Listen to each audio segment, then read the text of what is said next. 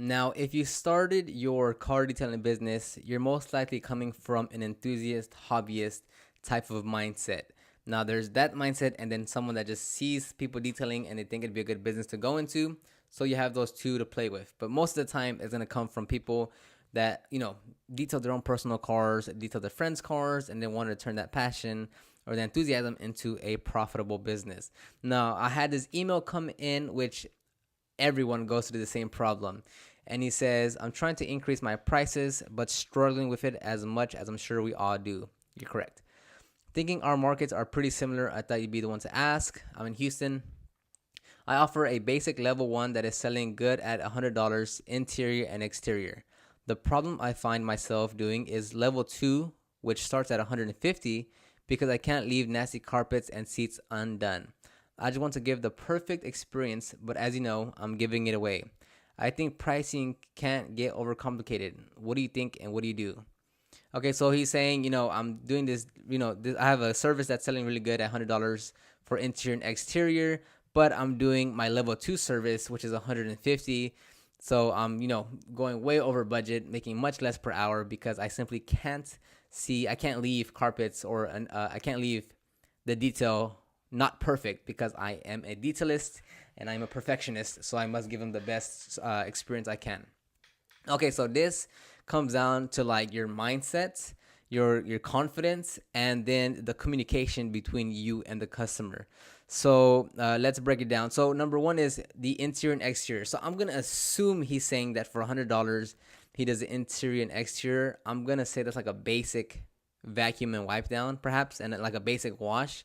That's what I'm just gonna assume, and I'm gonna assume that the $150 interior and exterior package he has is a full interior cleaning, like a deep cleaning and the wash, which number one is it's only a $50 difference. So I don't know how much more you can get out of just those $50.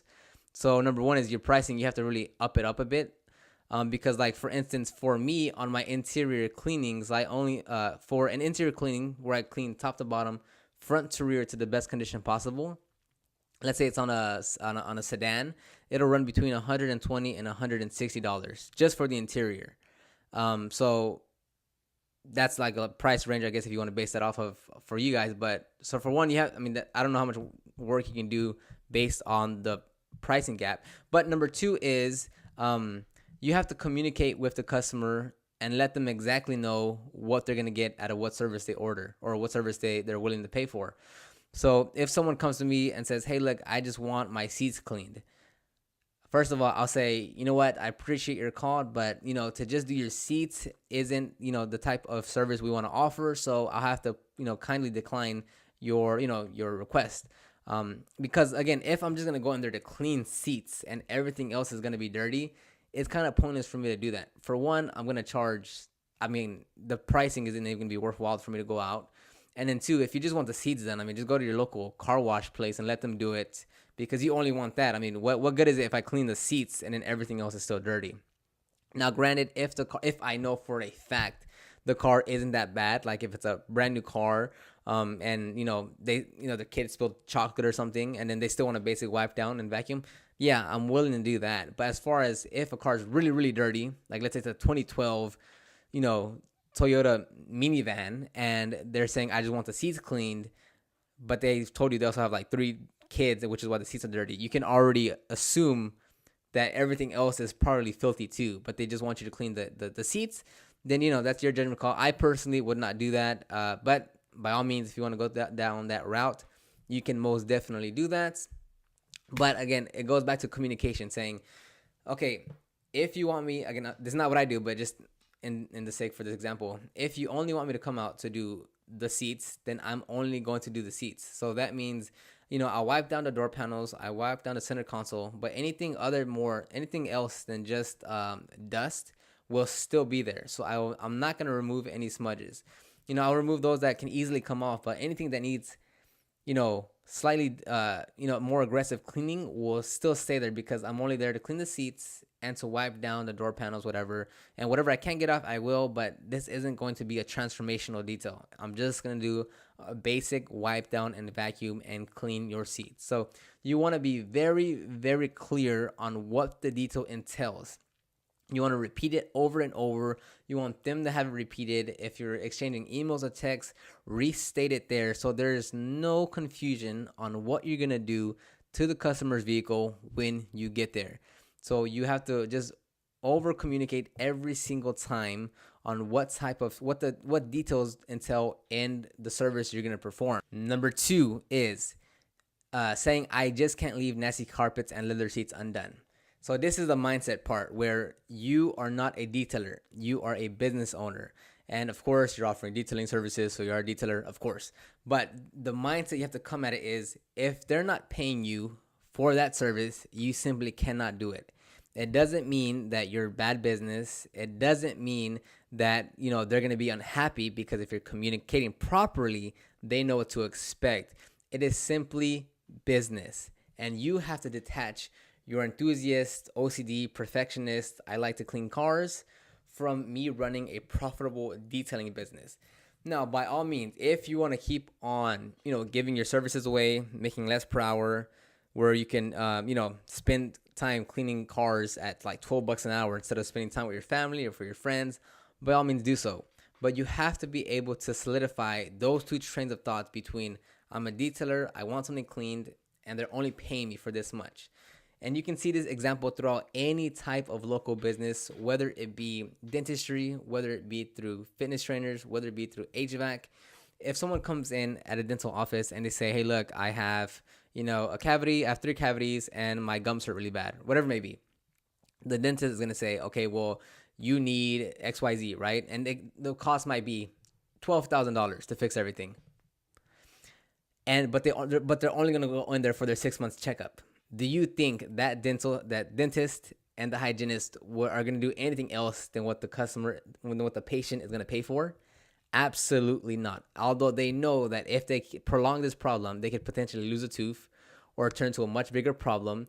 They're going to say, okay, well, those are your problems. We've clearly identified them, but you just want your 6-month checkup. That's absolutely fine. We're going to clean your teeth. We're going to check for oral cancer, and then you're on your way. Of course, they would love to work on their teeth, fill those cavities, fix them, and then have a good set of teeth again. But as a business, you simply can't do that. And that goes the same for, let's say, barbers. Of course, our barber would want to spend an hour and a half making sure every single thing they do on that person's head is to like absolute perfectionist. They want to be able to spend more time, shaving, more time edging. But they're running production hours. Every hour is money. And if they're not maximizing their time, then they're losing money, because they can only work and cut so many heads every day. So they have to maximize that time. So same thing with detailing. It makes no difference. Just because you want to do that doesn't mean you should, because again, you're just losing money. So it's the mindset part of saying, okay, I'm not a detailer here, I'm a business owner. As much as I do want to do this, I simply can't, because I do need to make a profit unless I want to work for dirt cheap, which is absolutely fine if that's what you want to do. Just be aware of what you are doing. And the other part where he says, I just want to give the perfect experience, but as you know, I'm giving it away. Now, the perfect experience doesn't necessarily mean you're giving him the best detail. The best customer experience is saying the customer called you and they just want a basic vacuum and wipe down, or just a car wash, whatever it may be. And you say, okay, I can absolutely do that. And then you laid out the exact details that's going to take place. Then you say, I'm going to, what's the best time and date for you? If you're mobile, if you have a shop, they'll come to you. What's the best time and date for you? I'll call you, a day, 2 days before the appointment just to reconfirm. On your way there, I'll give you a text. When I'm there, I'll knock on your door, whatever. But it's not just the detail in itself is what I'm saying, is what gives that best experience. The best experience is going to be when you show up on time. Every time you answer, it's polite and professional.